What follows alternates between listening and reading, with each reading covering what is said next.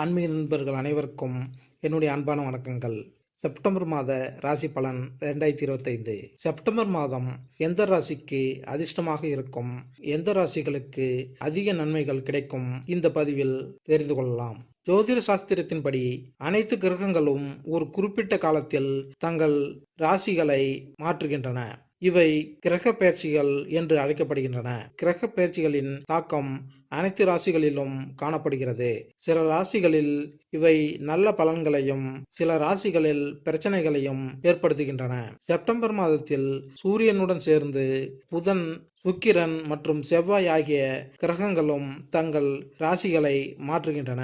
ஜோதிட ரீதியாக இந்த முக்கிய ஒரு மாதமாக உள்ளது.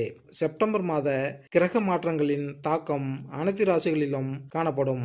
எனினும் சில ராசிகளில் இந்த அதிகப்படியான நன்மைகள் கிடைக்கும். இவர்களுக்கு இந்த மாதம் பொற்காலமாக ஜொலிக்கும்.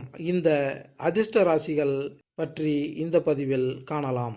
செப்டம்பர் மாதத்தில் மேசம் முதல் மீனராசி வரையிலான 12 ராசிகளுக்கும் பலன்கள் எப்படி இருக்கும் என்பதை இந்த பதிவில் காணலாம். மகரம் ராசி. மகர ராசியில் பிறந்தவர்களுக்கு இந்த மாதம் ஏற்றத்தாழ்வுகள் நிறைந்ததாக இருக்கும். மாத தொடக்கத்தில் சூரியனும் புதனும் உங்கள் 8ஆம் வீட்டில் கேதுவுடன் சேர்ந்திருப்பார்கள். மாதம் முழுவதும் ராகு 2ஆம் வீட்டிலும், சனி 3ஆம் வீட்டிலும், குரு 6ஆம் வீட்டிலும் இந்த மாதம் முழுவதும் இருப்பார்கள்.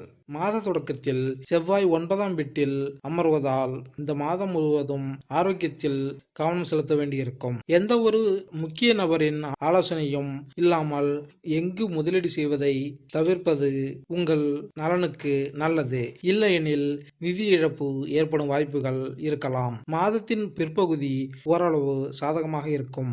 உத்தியோகத்தில் இருப்பவர்கள் தங்கள் வேலையில் நல்ல வெற்றியை பெறலாம்.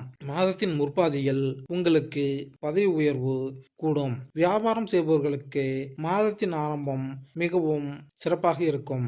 வியாபாரத்தில் முன்னேற்றம் ஏற்படும். மாணவர்களுக்கு இந்த மாதம் மிதமாக இருக்கும்.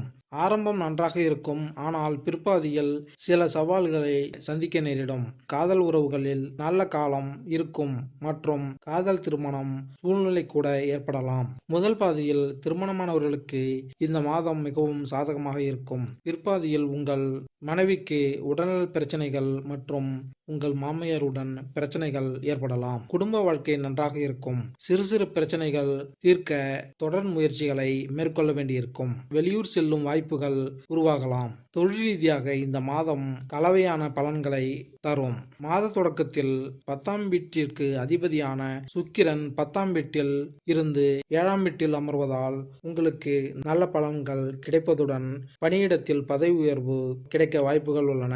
வியாபாரம் செய்பவர்களுக்கு இந்த மாதம் நன்றாக இருக்கும். மாதத்தின் முதல் பாதி வியாபாரத்தில் நல்ல முன்னேற்றத்தை கொண்டு வரும். இதன் காரணமாக நீங்கள் வியாபாரத்தில் பெரும் வெற்றியை பெறுவீர்கள். புதன் 9ஆம் வீட்டில் நுழைவதால் வெற்றி வாய்ப்புகள் உண்டாகும். படிப்புக்காக வெளியூர் செல்ல நினைத்தால் இந்த மாதம் அதில் வெற்றி பெறலாம். 3ஆம் வீட்டில் அதிபதியான குரு 6ஆம் வீட்டில் அமர்ந்து 2ஆம் வீட்டையும் பார்ப்பதால் சகோதர சகோதரிகளின் உதவியாலும் வேலையில் வெற்றி கிடைக்கும். நிதி நன்மைகள் பெறுவதற்கான வாய்ப்புகளையும் பெறலாம். 7வது வீட்டில் சுக்கிரன் அமைவது உங்கள் உறவில் அன்பை அதிகரிக்கும் மற்றும் காதல் தருணங்களை செலவிடும் வாய்ப்புகள் கிடைக்கும். மாதத்தின் பிற்பாதியில் சுக்கிரனும் 8ஆம் வீட்டில் மாறுவதால் உறவுகளுடன் சில வாக்குவாதங்கள் ஏற்படலாம் மற்றும் சில பிரச்சனைகள் வெளிப்படும். 15ஆம் தேதி முதல் சுக்கிரன் 8ஆம் வீட்டில் நுழைவதால் உணவு பழக்கத்தில் அலட்சியம் காட்டினால் உடல்நல கோளாறுகள் ஏற்பட வாய்ப்புகள் உள்ளதால் கவனமாக இருங்கள். பரிகாரம்: வெள்ளிக்கிழமை கனகதாரா சோஸ்திரத்தை பாராயணம் செய்தால் நன்மை உண்டாகும். மேலும் இந்த பதிவு உங்களுக்கு பிடித்திருந்தால் லைக் பண்ணுங்க, கமெண்ட் பண்ணுங்க, மறக்காம சப்ஸ்கிரைப் பண்ணுங்க. நன்றி, வணக்கம்.